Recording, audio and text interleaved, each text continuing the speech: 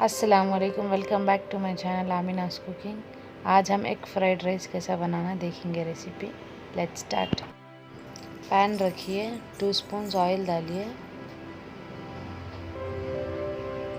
Onion, green chilli अच्छे से brown होने तक फ्राई कीजिए। उसके बाद में मिर्ची पाउडर, हल्दी powder, salt, coriander leaves, 2 eggs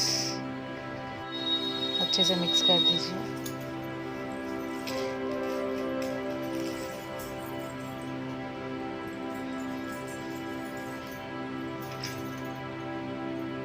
अब soya sauce, green chilli sauce add करिए। ना वाइट राइस